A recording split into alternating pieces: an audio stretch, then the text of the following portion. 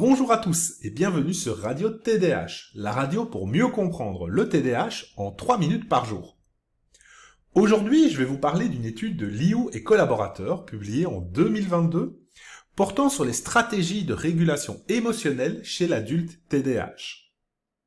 En effet, même si elle ne fait pas partie des critères de diagnostic du TDAH, la dysrégulation des émotions est une caractéristique clinique commune du trouble déficit de l'attention avec ou sans hyperactivité. Dans cette étude, les chercheurs ont examiné le rôle de différentes stratégies de régulation des émotions chez des adultes atteints de TDAH.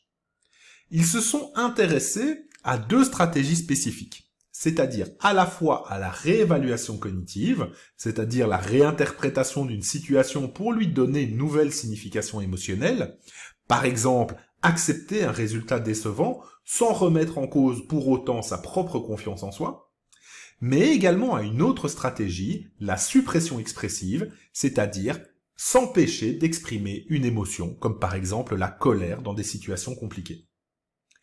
Pour réaliser cela, un total de 309 adultes atteints de TDAH et 163 témoins sains ont été recrutés. La dysrégulation émotionnelle a été évaluée à l'aide de la sous-échelle contrôle émotionnel de la BRIEF adulte.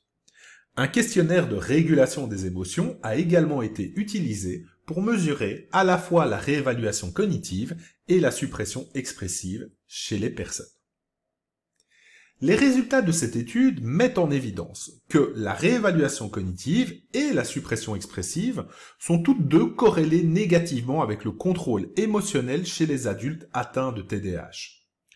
En résumé, cela veut dire que les personnes présentant un TDAH, ayant moins de contrôle émotionnel, sont aussi celles qui utilisent le moins de stratégies de gestion des émotions. Cependant, de manière générale, les résultats montrent que les patients TDAH utilisent moins fréquemment la réévaluation cognitive et plus régulièrement la suppression expressive. Ces résultats complémentaires mettent en évidence que la suppression expressive, ne pas exprimer son émotion, peut parfois jouer un rôle de compensation dans la régulation des émotions en cas de situation complexe. En conclusion, les résultats de cette étude fournissent des preuves préliminaires que chez les adultes atteints de TDAH, l'utilisation moins fréquente de stratégies, et plus spécifiquement de la réévaluation cognitive, explique en grande partie la dysrégulation émotionnelle qu'ils subissent.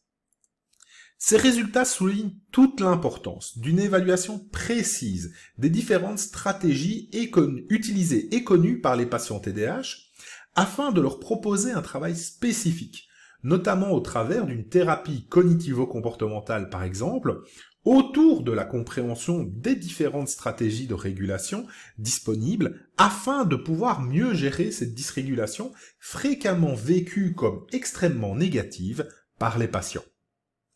On se retrouve tout bientôt pour une nouvelle recherche sur le TDAH. Allez, ciao!